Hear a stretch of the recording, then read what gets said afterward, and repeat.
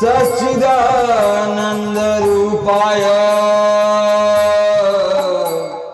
विश्वोत्पत्त्यादि Hathaway तापत्रय विनाशाय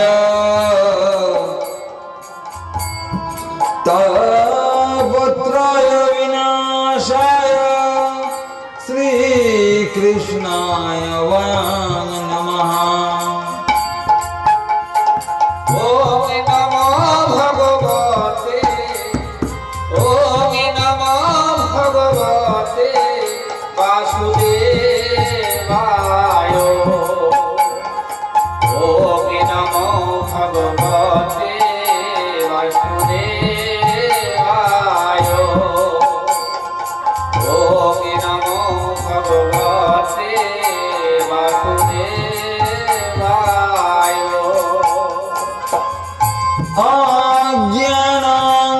ज्ञानातिमिरान्धस्य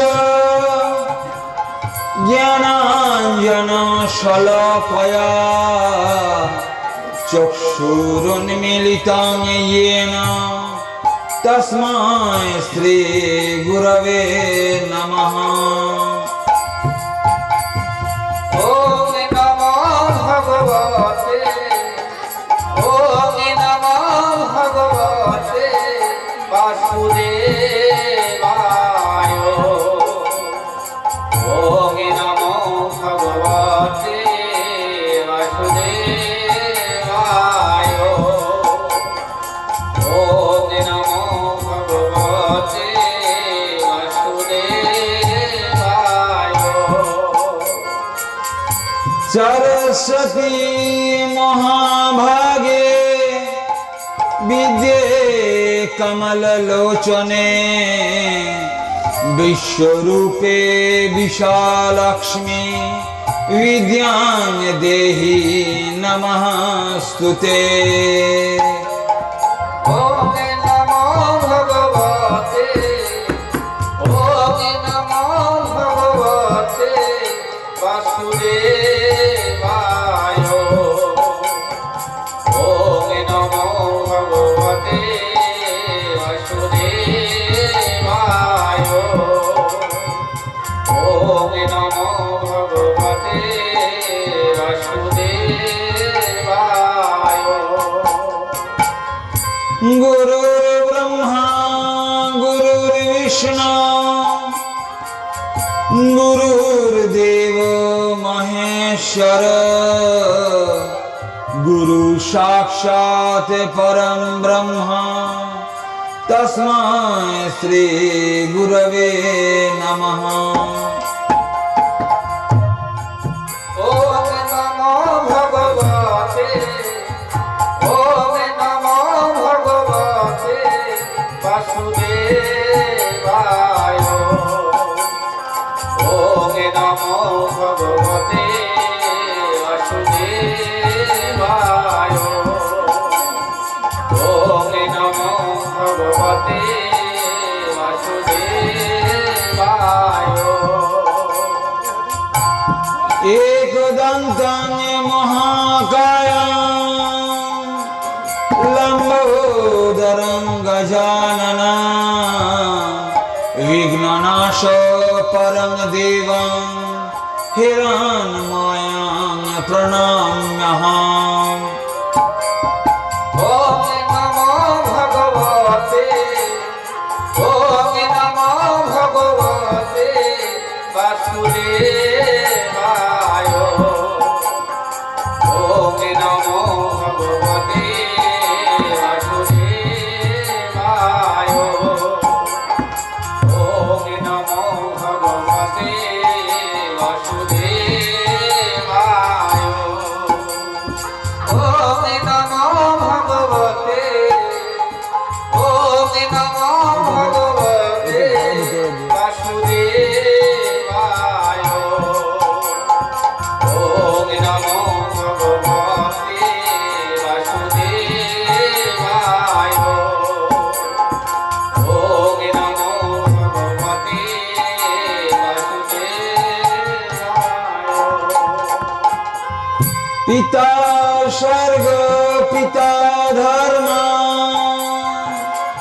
पिता हि परमं तप पीतोरी प्रतिमापन्ने प्रियन्ते सर्वदेवता। ॐ नमो भगवते ॐ नमो भगवते वासुदेवाय। ॐ नमो भगवते वासुदेवाय। ॐ नमो भगवते वासुदेवाय।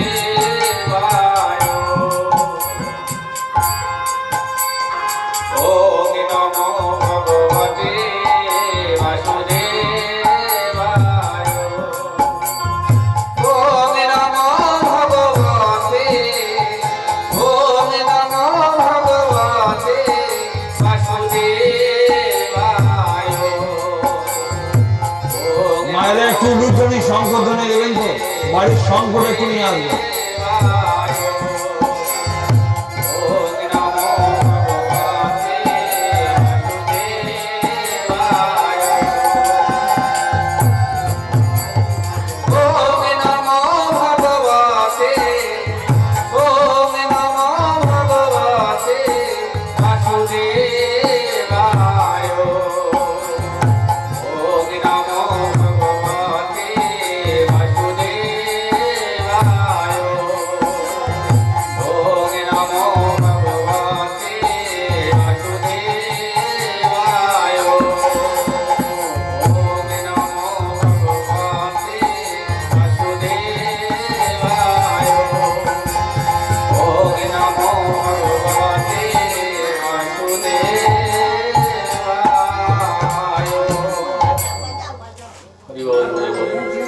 হরে কৃষ্ণ হরে কৃষ্ণ। আজ গৃহপ্রবেশ উপলক্ষে ছোটডুবুর গ্রাম প্রান্তে যে গীতা পাঠের ভাগবত কথার যে আয়োজন করা হয়েছে, সেই জন্য আমি সেই পরম পিতাকে প্রথমে প্রণাম জানাই, যার কৃপায় আমার এই জগৎ সংসারে আসা। এরপর আমি আমার পিতামাতার চরণতলে প্রণাম নিবেদন করি, যার জন্য আমার এই জগৎ সংসারে আসা। এরপর আমি আমার শিক্ষাগুরুর চরণতলে প্রণাম নিবেদন করি, যার জন্য আজ আমার এই আসনে বসা। এখানে আগত সমস্ত বয়োজ্যেষ্ঠা মাতৃগণের চরণতলে আমার ভুলুণ্ঠিত প্রণাম।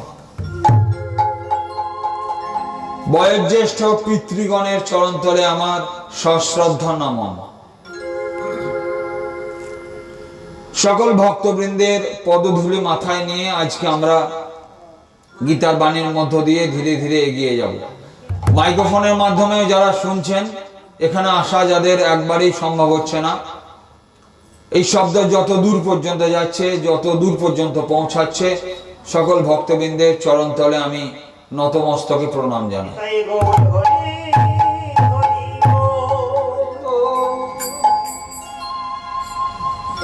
আজকে আমাদের গৃহপ্রবেশ, অর্থাৎ এক গৃহ ছেড়ে দিয়ে আর এক গৃহে আমরা প্রবেশ করছি। তো এই গৃহপ্রবেশ উপলক্ষে গীতা পাঠের কেন প্রয়োজন হয়ে পড়লো আজকের দিনে? প্রথম প্রশ্ন তো, গীতা পাঠ শুনবো কেন আমরা? আজকের দিনে মানুষকে কোনো কথা বলতে গেলেই প্রথমেই বলে আমার প্রফিট কি আছে, লাভ কি হবে। যে কোনো কাজের কথা বলতে গেলেই প্রথমে লাভের কথা জানতে চায়, আমার কি লাভ হবে এতে। কারণ আমরা এই জগৎ সংসারে কেবল আর্থিক লাভের কথাই শুনে এসেছি, আধ্যাত্মিক লাভ, পারমার্থিক লাভের কথা আমাদের কেউ শোনায়নি। কোনো স্কুল কলেজে আলোচনাও হয় না, কোনো বাড়ির মধ্যে কোন রকম কথাবার্তাও হয় না। এনে শুধু আর্থিক লাভের কথাই আমরা আমাদের ছেলে মেয়েদের সাথে আলোচনা করে থাকি। তো কি লাভ হবে আজকে আমাদের জানা দরকার। যে গীতা পাঠ আমরা প্রথমে শুনবো কেন, একটুখানি আগে জেনে দেখুন। প্রত্যেকদিন আমরা দেখবেন ঘরের ভিতরে ঝাঁট দিই, ঝাঁট না দিলে কি হবে, ঘরের ভিতরে ধুলো জমে যাবে। প্রত্যেকদিন আমরা দেখবেন ঝাঁট দিই, যদি 2-4 দিনের জন্য বাইরে যাই, ঘরের ভিতরটা একদম নোংরায় ভরে যায়। দরজা জানলা বন্ধ থাকার সত্ত্বে ঘরের মধ্যে এত ধুলো ঢুকছে। আমাদের এই শরীরের মধ্যে 9টা দরজা জানলা আছে, সর্বদাই খোলা, কোন রকম পর্দা দেওয়ার ব্যবস্থা নেই, দরজা লাগানোর কোনো ব্যবস্থা নেই। কি কি দরজা জানলা? 2টো নাকের ছিদ্র আছে, 2টো কানের ছিদ্র আছে, 2টো চোখের ছিদ্র আছে, একটা মুখের ছিদ্র আছে। এই মুখের মধ্যে 7টা দরজা বর্তমান। এরপর মলদ্বার এবং মূত্রদ্বার, পায়ুদ্বার এবং উপস্থদ্বার, এই মোট আমাদের শরীরে মোট 9টা ছিদ্র আছে। এই ছিদ্র দিয়ে অবিরত ধুলো ঢুকছে। কিসের ধুলো ঢুকছে? অজ্ঞানতার ধুলো, অপবিত্রতার ধুলো, অভদ্রতার ধুলো, অন্যকে অসম্মান করার ধুলো, অন্যকে সম্মান না করার ধুলো, বয়োজ্যেষ্ঠ ব্যক্তিদেরকে অপমান করার ধুলো সর্বদাই আমাদের মধ্যে ঢুকছে। দেখবেন এই ছোট ডুবুর যেতে দেখবেন বাইক সার্ভিসিং সেন্টার আছে, দেখবেন গোডাউনের মধ্যেও পাবেন বাইক সার্ভিসিং সেন্টার। আমাদের বাইকটা নিয়ে গিয়ে একবার করে সার্ভিসিং করিয়ে নিয়ে আসতে হয়। যদি সার্ভিসিং না করায় তাহলে কি হবে? গাড়িটা আস্তে আস্তে ধোঁয়া বেরোতে বেরোতে বন্ধ হয়ে যাবে। আমাদের এই শরীর রূপ গাড়িটাও জগৎ সংসারের রাস্তায় চলতে চলতে আজকে অকেজো হয়ে পড়েছে। আমরা সার্ভিসিং করানোর প্রয়োজনও কোনোদিন মনে পড়ি না। তাই গীতা পাঠের আসর হচ্ছে সেই সার্ভিসিং সেন্টার, যে আপনাদের শরীর রূপ গাড়িটিকে এখানে নিয়ে আসুন, আমরা কিছুক্ষণ ধরে তার সার্ভিসিং করবো মাত্র। জয় জয় নিতাই গৌর হরি বল। মনের ভিতরে জমে থাকা ময়লাগুলোকে বের করার চেষ্টা করব, অজ্ঞানতাগুলোকে দূর করার চেষ্টা করব। আজ বড্ড ময়লা জমে গেছে ভিতরে।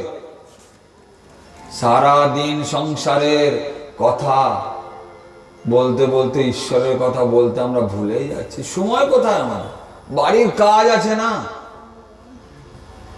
হরিকে ডাকার সময় নেই আমাদের। যার জন্য এই জগৎ সমাজে এলাম তাকেই ডাকার সময় নেই। আহা, যার কৃপায় এই সংসারে আমি স্থান পেলাম, 24 ঘন্টার মধ্যে অন্তত 2 মিনিটও সময় নেই আমার তাকে ডাকার। কি লাভ হবে ডেকে তাকে?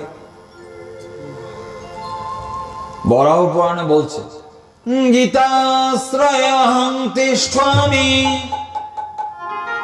গীতা মে চোত্তমং গৃহম গীতা জ্ঞানমুপাশ্রিত্য ত্রিলোকান পালয়াম্যহম।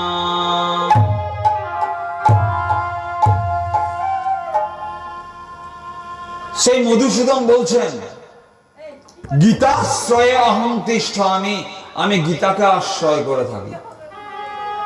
গীতা মে চোত্তমং গৃহম, গীতা আমার ঘর।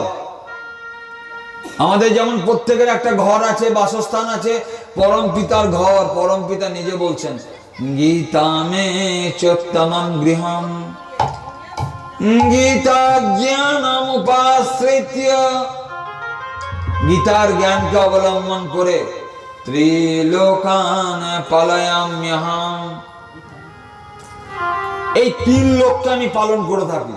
স্বর্গ মর্ত পাতাল, শুধু একটা লোক নয়, এই 3 লোককে আমি পালন করে থাকি। স্বর্গ মর্ত পাতাল সব কিসের দ্বারা?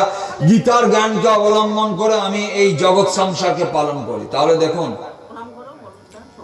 রাস্তায় যেতে গেলে তার যেমন একটা নিয়ম আছে, একটু চুপ করে যাবেন, একটু চুপ করে যাবেন,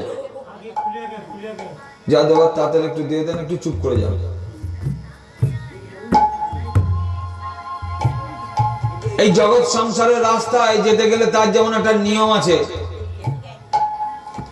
রাস্তার বাঁদিক ঘেঁষে যেতে হয়। আপনি যদি বলেন না রাস্তার বাঁদিক ঘেঁষে যাব না বা ডান দিক হয়ে যাব, তাহলে আপনার অ্যাক্সিডেন্ট হবে। এই জগৎ সংসারের রাস্তায় চলতে গেলে যেমন তার একটা নিয়ম আছে, আগে এখানে দাও, এই মালাটা আগে পরাও,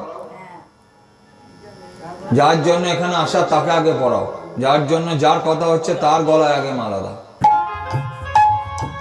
তাহলে এই জগৎ সংসারের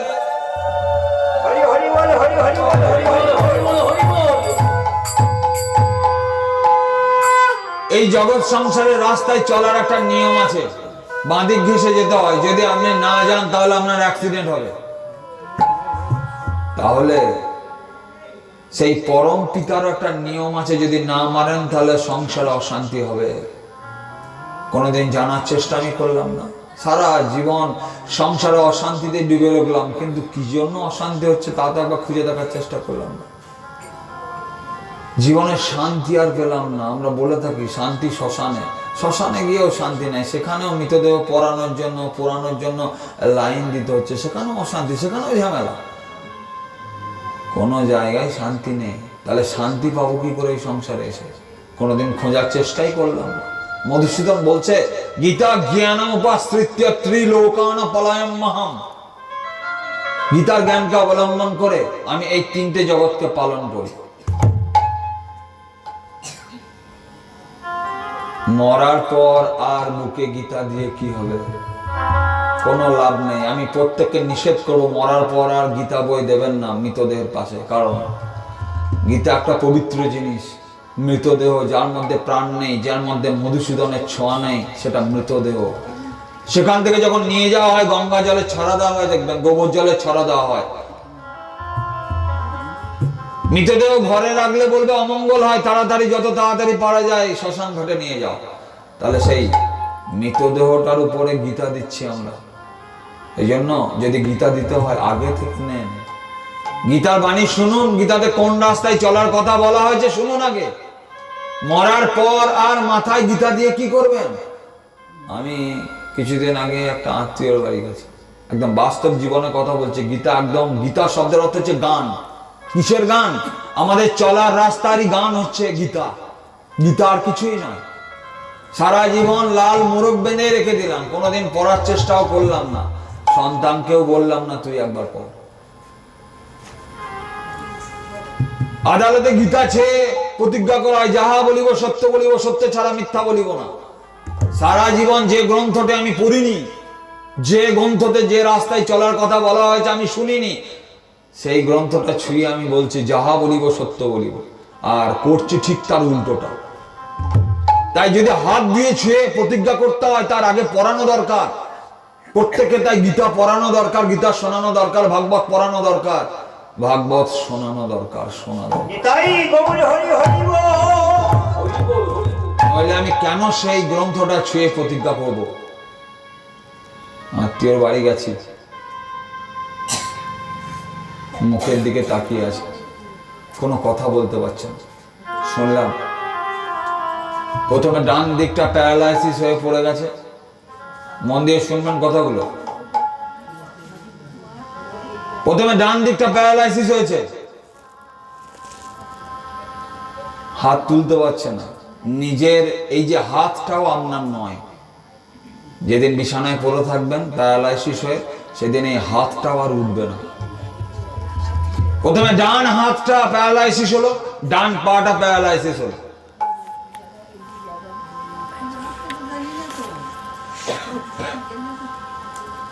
এরপর বাঁ হাতটা প্যারালাইসিস হলো, বাঁ পাটা প্যারালাইসিস হলো। শুধু গেলাম, তাকিয়ে আছে, চোখ দিয়ে জল বেরোচ্ছে, কথা বলতে পারছে না। একদম বাস্তব জীবনের কাহিনী শোনাচ্ছে আমাদের। পরিণতি এই জায়গায় সবার দাঁড়াবে। বিছানায় শুয়ে শুয়ে তাকিয়ে আছে, চোখ দিয়ে জল পড়ছে, কথা বলার ক্ষমতা নেই। আপনার এই হাতটাও শেষ দিনে উঠবে না মাগো, এই পাটাও নড়াতে পারবেন না শেষ দিনে। বিছানায় পড়ে থাকবে, শুধু তাকিয়ে তাকিয়ে দেখে চোখ দিয়ে জল বেরোবে। ভাবছেন আপনাকে দেখে জল বেরোচ্ছে? না না না, জীবনের শেষ দিনে 4 প্রকার কষ্ট আপনাকে কুড়ে কুড়ে খাবে। আজ থেকে সচেতন হয়ে যান। জীবনের শেষ দিনে যখন বিছানায় পড়ে থাকবেন প্যারালাইসিস হয়ে, হাত উঠবে না, পা উঠবে না, মুখ দিয়ে বলতে পারবেন না কি খাবো, ছেলে পেলে ছেড়ে দিয়ে আপনাকে পালিয়ে যাবে। আর একজনকে রাখা হবে আপনাকে খাওয়ানোর জন্য। আপনার সন্তান যেদিন আপনার কাছে আর আসবে না। 4 প্রকার কষ্ট আপনাকে কুড়ে কুড়ে খাবে। প্রথম যে কষ্টটা আপনার হবে সেটা হচ্ছে ভবিষ্যতাত্মক চিন্তা। আমার পরিবারের কি হবে, বারবার মনে পড়বে। আমার পরিবারের, আমার সন্তানদের কি হবে, বারবার কুড়ে কুড়ে আপনাকে খাবে। এরপর যে দুঃখ আপনাকে কুড়ে কুড়ে খাবে, ওই যে পাপ ও চিন্তাত্মক দুঃখ।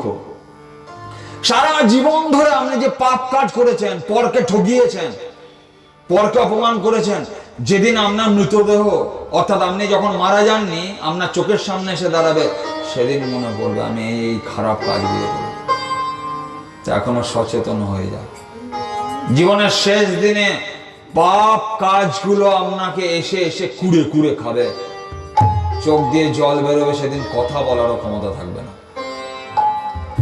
তৃতীয় হচ্ছে মোহাত্মক দুঃখ, সংসারের মোহ আপনাকে ছেড়ে দেবে না।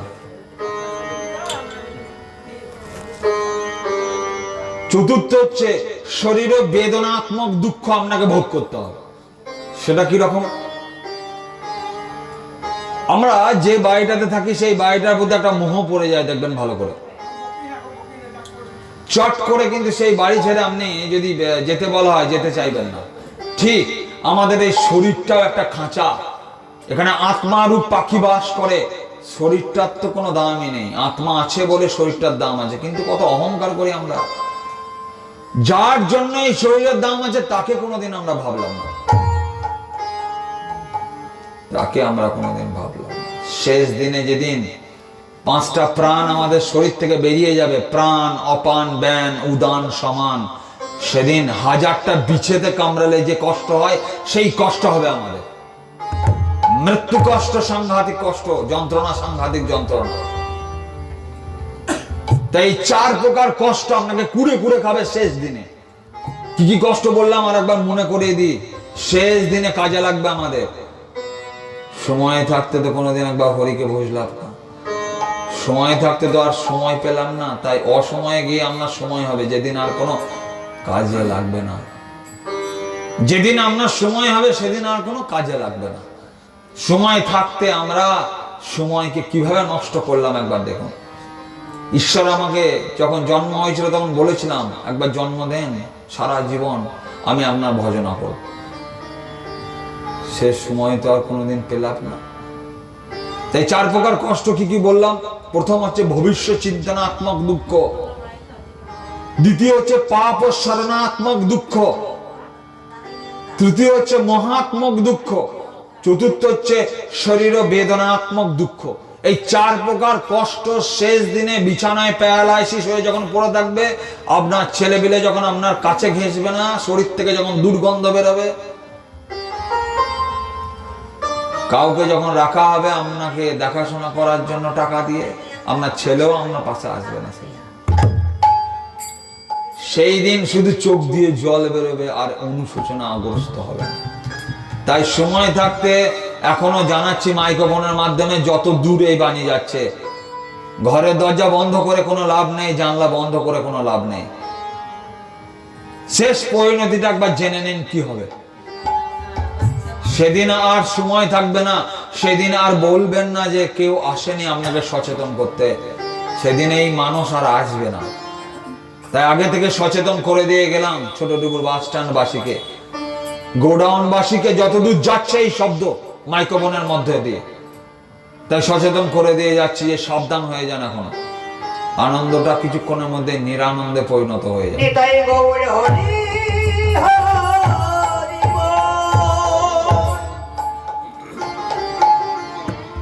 ধর্মক্ষেত্রে কুরুক্ষেত্রে সমবেতাयुयुत्सव मामोका पांडवश्चैव किमा कुर्वते সঞ্জয়। গীতার একদম প্রথম অধ্যায়, গীতায় মোট 700 শ্লোক আছে। গীতাতে বলা হয়, গীতার বিশ্ব পর্বে 42তম অধ্যায়ে 745টি শ্লোক আছে, কিন্তু আমাদের হাতে যে গীতাটি পাওয়া যায়, আমার সামনেও রাখা আছে গীতা, এতে মোট 700টি শ্লোক আছে, 18টি অধ্যায় আছে গীতাতে। অর্জুন বিষাদ যোগ, সাংখ্য যোগ, কর্মযোগ, জ্ঞান যোগ, সন্ন্যাস যোগ, ধ্যান যোগ, জ্ঞান বিজ্ঞান যোগ, অক্ষর ব্রহ্মযোগ, রাজবিদ্যা, রাজগুহ্যযোগ, যারা এক একটা নাম নিলেও পবিত্র হয়। বিভূতি যোগ, বিশ্বরূপ দর্শন যোগ, ভক্তি যোগ, অক্ষর ব্রহ্মযোগ, রাজবিদ্যা, রাজগুহ্য যোগ, এই ক্রমে মোক্ষ যোগ। 18টি অধ্যায় আছে গীতায়, 700 শ্লোক আছে গীতায়। সব শ্লোক আজকে আপনাদের এখানে শোনাবো না। জীবনে চলার জন্য যে শ্লোকগুলি খুব দরকার, কিছু শ্লোক আপনাদেরকে শুধু স্মরণ করিয়ে দিয়ে যাবো। বাস্তব জীবনের কাহিনী তুলে ধরবো। গীতা কোনো গল্প কাহিনী নয়, আমাদেরই জীবনের চলার রাস্তার কাহিনী।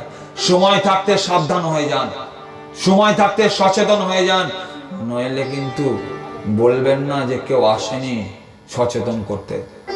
জানি না তো, কোনোদিন জানার চেষ্টা করেছে কি? গীতাতে প্রথমেই বলছে, অন্ধ ধৃতরাষ্ট্র বলছে যুদ্ধক্ষেত্রে গিয়ে, যুদ্ধক্ষেত্রে যায়নি, সঞ্জয়কে দিব্য দৃষ্টি দেওয়া হয়েছিল। সঞ্জয়কে বলছে, ধর্মক্ষেত্রে কুরুক্ষেত্রে সমবেতাযুৎসব মামকা পাণ্ডবশ্চৈব কিম কুর্বতে সঞ্জয়। হে সঞ্জয়, মামকা আমার ছেলেরা, অর্থাৎ ধৃতরাষ্ট্রের ছেলেদেরকে কৌরব বলা হয়। যদিও পাণ্ডব এবং কৌরব উভয়েরই কুরুর সন্তান থেকে এসছে, তবু এদেরকে কৌরব বলা হয়। পাণ্ডুর সন্তান বলে পাণ্ডব বলা হয়। এই পাণ্ডব পুত্ররা আর আমার পুত্ররা যুদ্ধক্ষেত্রে গিয়ে কি করছে? কাদের জিত হবে এই যুদ্ধক্ষেত্রে? যুদ্ধক্ষেত্রে জিতবে কে? এই যে আমার ছেলেরা কৌরবগণ এবং পাণ্ডবগণ আজ কুরুক্ষেত্রের যুদ্ধ প্রান্তে উপস্থিত হয়েছে যুদ্ধ করার জন্য, এই যুদ্ধক্ষেত্রে জিতবে কে? ভালো করে ভেবে দেখুন, আমাদের জীবনটা প্রত্যেকটা একটা কুরুক্ষেত্র। কুরুক্ষেত্র শব্দের মানে কি? কুরু মানে করো, কৃধাতু লোঠি, কুরু মানে করো, ক্ষেত্র মানে হচ্ছে জায়গা। এই জগৎটা যারা কাজ করবে তাদের জন্য, অকম্মাদের জন্য নয়। যারা আড্ডা করে, তাস খেলে, গল্প করে কাটাবে তাদের জন্য এই জগৎটা নয়। কুরুক্ষেত্র শব্দের অর্থ হচ্ছে এইটা কাজ করার ক্ষেত্র। এই জগৎটা তুমি কাজ করার জন্য এসছো। এখানে এসেও তুমি আড্ডা করে গেলে আমতলায়, জামতলায়, কাঁঠাল তলায়, বেল তলায়, সারাদিন বসে বসে বসে বসে গল্প। আর গল্পের বিষয়বস্তু কি? পরের কি করে অনিষ্ট করা যাবে, এই তো আমাদের গল্পের বিষয়বস্তু। আর তো কোনো বিষয়বস্তু নাই। এই বিষয়বস্তুর পরিণতি কি? সবসময় ভেবে কাজ করবেন, কাজ করে ভেবে আর লাভ নেই। গল্পের কোনো বিষয়বস্তু নেই, একটাই বিষয়বস্তু, কি করে পরের সর্বনাশ হবে, কি করে পরের অমঙ্গল করা যাবে। আর তুমি যার অমঙ্গলের কথা ভাবছো, সিসিটিভি ক্যামেরায় উঠছে, তুমি তার অমঙ্গল কিন্তু করতে পারবে না, উল্টে তোমারই বুমেরাঙের মতো অমঙ্গল হয়ে যাবে। সেই জন্য সাবধানে অন্যের অমঙ্গলের কথা ভাববেন, নইলে কিন্তু ঘোরতর বিপদ আপনার জীবনে নেমে আসবে। এই যুদ্ধক্ষেত্র প্রত্যেকটা আমাদের এক একজন যুদ্ধক্ষেত্র। চাষ করতে নেমেছি, জানি না আলুর বিচনে তো পাঞ্জাবের বিচন বসিয়েছি, কিন্তু তুলতে পারবো কিনা জানি না। গমটা তো ফেলালাম, কিন্তু হবে কিনা জানি না। সর্ষের ফুলগুলো তো খুব সুন্দর হয়েছে, একদম হলুদ হলুদ ফুল, দেখলে পরম পিতার স্নেহ জন্মে হলুদ ফুলগুলোতে, কিন্তু সর্ষে কি হবে? কর্মের ফল যে আমাদের হাতে নেই, কর্ম করার অধিকারটা যে শুধু আমাদের আছে। কর্মণ্যেবাধিকারস্তে মা ফলেষু কদাচন মা কর্মফল হেতুর্ভো মা সঙ্গস্ত কর্মণি। কর্ম করে যাও, কিন্তু কর্মের ফল তোমার হাতে নেই। ভাবছো আলু লাগিয়েছো, তুলতে পারবো কিনা, তোমার হাতে নেই। তো হঠাৎ যদি বৃষ্টি হয়ে যায়, গেল আলু, একদম পচে নষ্ট হয়ে যাবে। বৃষ্টি তো আর তোমার হাতে নেই যে তোমার বলা কওয়া মতো আসবে। পবন দেব তো আর তোমার হাতের কোনো চাকর নয়, বরুণ দেব তো আর তোমার হাতে কোনো চাকর নয়। ঠান্ডা পড়বে কি পড়বে না তোমার উপর নির্ভর করে না, কি আর মেশিনের দ্বারা ধরবে? জগৎ পিতাকে পরিমাপ করার মতো মেশিন কি এই জগৎ সংসারে আর কি আছে? তাহলে ভালো করে ভেবে দেখুন, এই জগৎ সংসারে এসছি আমরা, প্রত্যেকেই আমরা কর্ম করছি, অনিশ্চিত জীবন। তাহলে এই যুদ্ধে জেতা যাবে কি করে? এই প্রশ্নের উত্তর গীতার একদম 18 নম্বর অধ্যায় মোক্ষ যোগের 78 নম্বর শ্লোকে দেওয়া হচ্ছে। জীবন যুদ্ধে জেতা যাবে কি করে? দেখুন, একটা মানুষ আর পশুর মধ্যে 4 ধরনের মিল আছে। আহার নিদ্রা ভয় মৈথুন্যং চ সমানমেতৎ। আহার নিদ্রা ভয় মৈথুন্যং চ সমানমেতৎ। আহার, নিদ্রা, ভয় আর মৈথুন্য, 4টে দিক থেকে মানুষের সঙ্গে পশুর মিল আছে। আমাদেরকে মানুষ কেন বলা হয়? আমরা মানুষ, কি গুণ আছে যে আমরা মানুষ হতে পারবো? সবই তো পশুর গুণ আমাদের মধ্যে আছে। কি কি আছে গুণ শুনবেন তাহলে।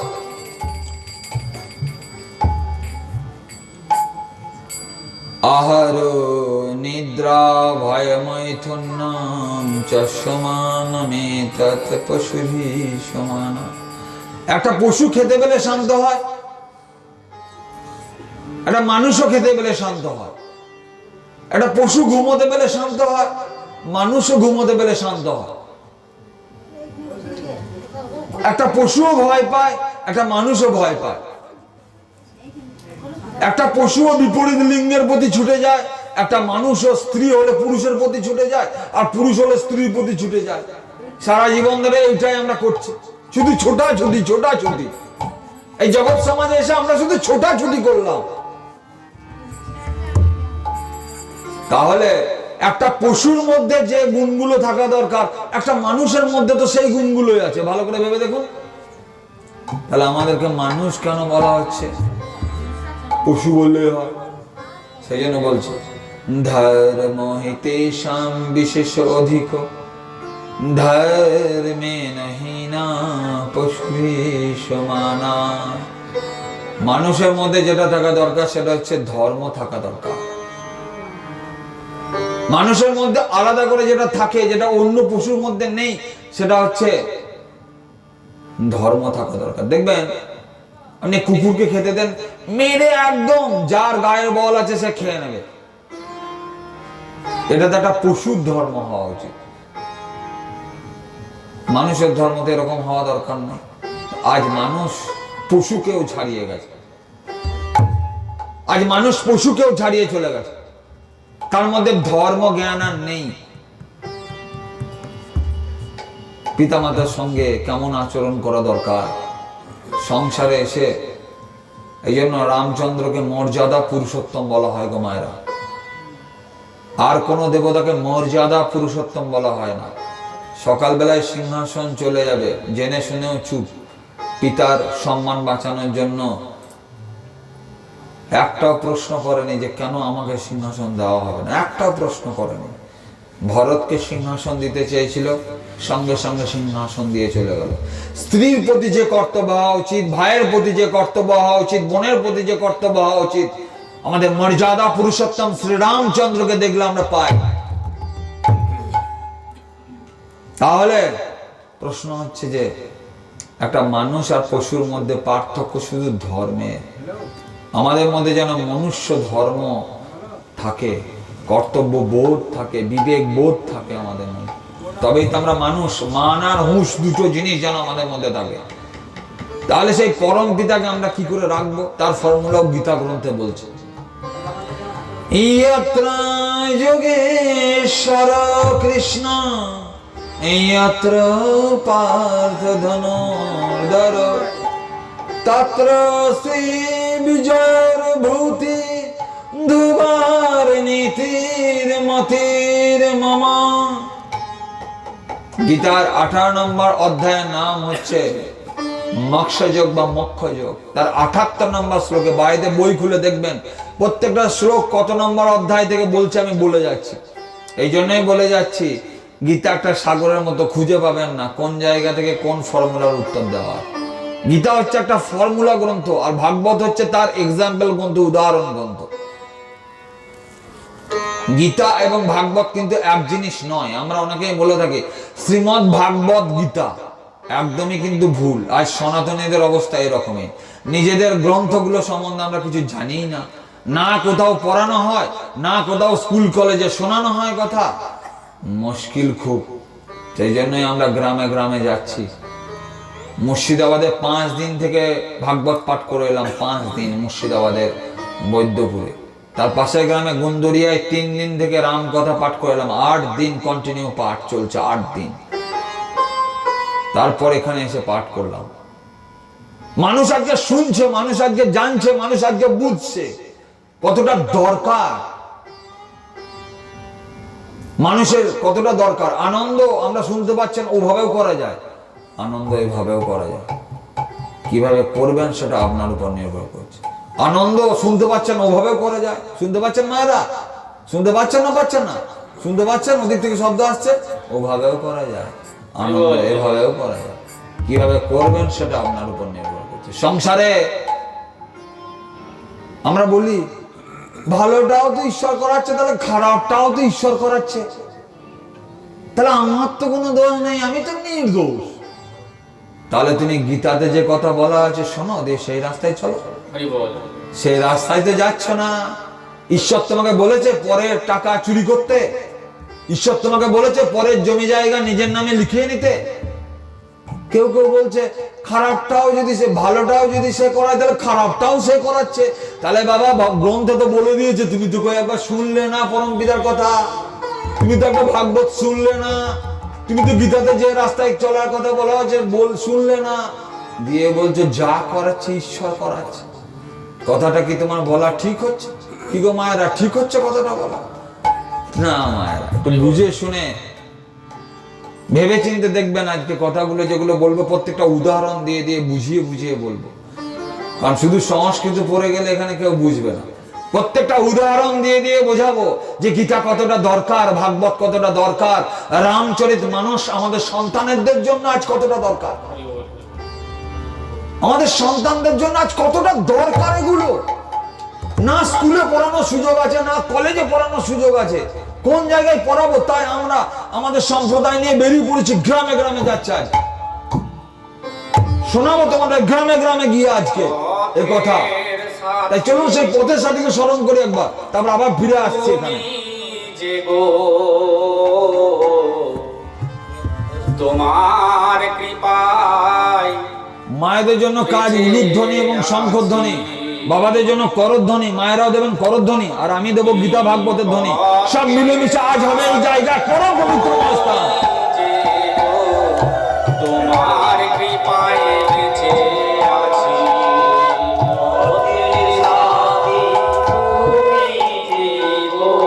তোমার কৃপায় বেঁচে আছি।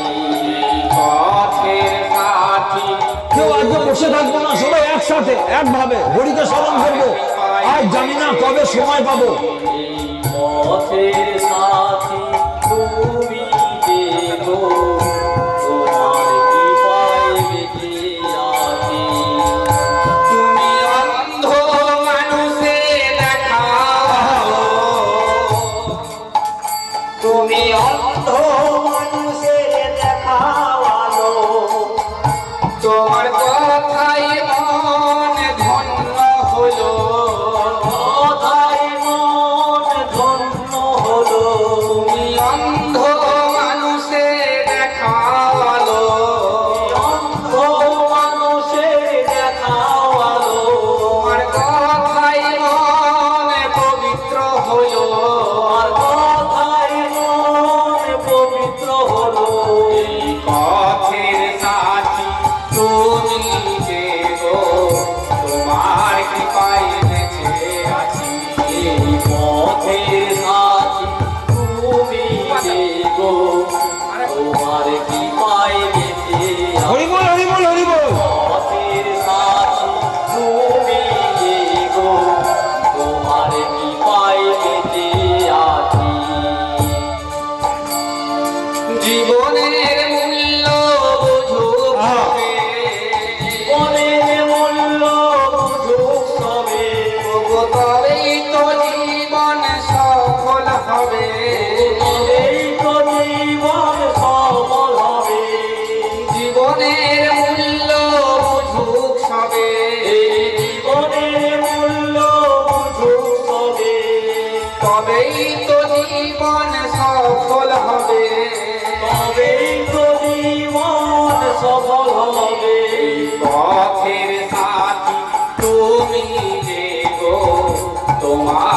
পাই বেঁচে আছি।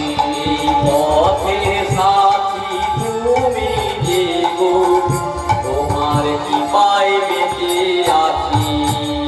তুমি অসহায় মানুষের চলার সাথী, তুমি অসহায় মানুষের চলার সাথী। ওগো তাই তো তোমায় ভরসা রাখি। ওগো তাই তো তোমায় ভরসা রাখি। অসহায় মানুষের চলার সাথী, ওগো অসহায় মানুষের চলার সাথী। ওগো তাই তো তোমায় ভরসা রাখি। ওগো তাই তো তোমায় ভরসা রাখি।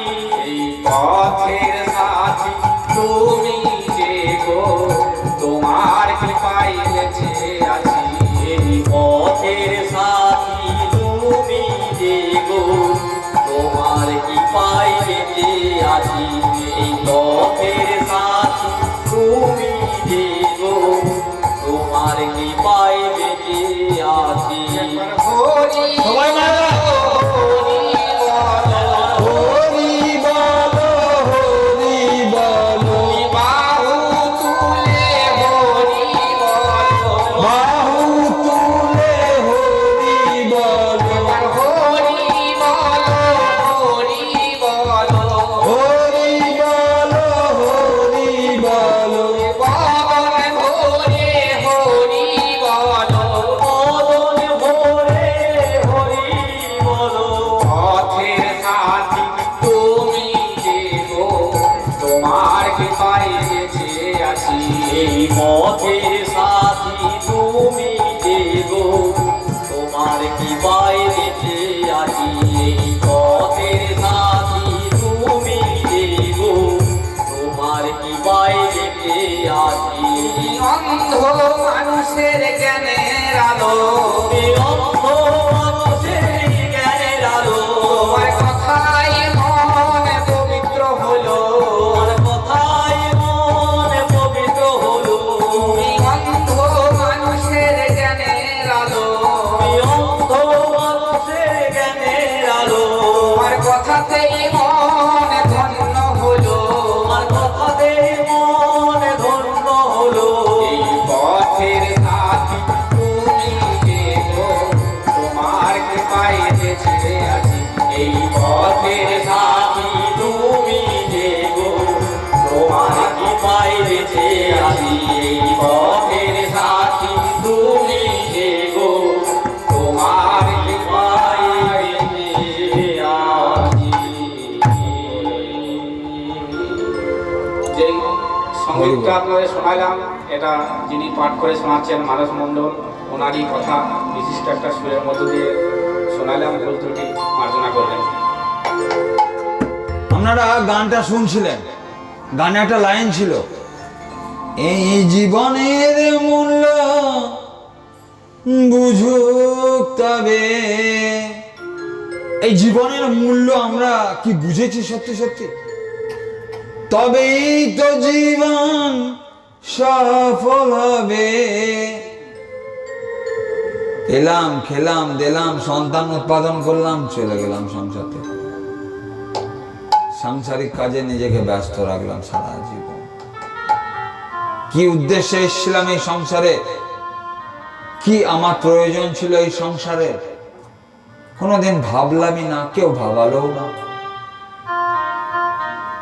কি জন্য এসেছিলাম এখানে? কি আমার দরকার ছিল?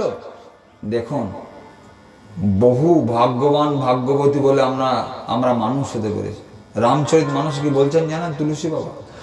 বহু ভাগ্য মানুষ তান পাওয়া, সুর দুর্লভ সব গুণ গাওয়া। বহু ভাগ্য, বহু ভাগ্য, অনেক ভাগ্য করে এসছেন ভাগ্যবান ভাগ্যবতী বলে মনুষ্য জন্ম পেয়েছে। কিছু অন্তত ভালো কাজ করেছি আমরা, সেই জন্য মনুষ্য জীবন পেয়েছি। নইলে কুকুর হতে পারতাম, বিড়াল হতে পারতাম, ছাগল হতে পারতাম, ভেড়া হতে পারতাম। হয়নি, মানুষ হয়েছে। তাহলে মানুষ হয়ে জন্মে কি সত্যি সত্যি মানুষের মতো কাজ আমরা করে যাচ্ছি? বুঝলামই না, কোনোদিন নিজেকে প্রশ্নও করলাম না, কোনোদিন জানার চেষ্টা করলামই না, কোনোদিন খোঁজার চেষ্টাও করলাম না। জগৎ সংসারে এসে এলাম, খেলাম, দিলাম, সন্তান উৎপাদন করলাম, 2 তলা একটা বাড়ি বানালাম, ব্যাস চাকরি বিন্দাস চলছে, জীবন লাইফ একদম সেটেল।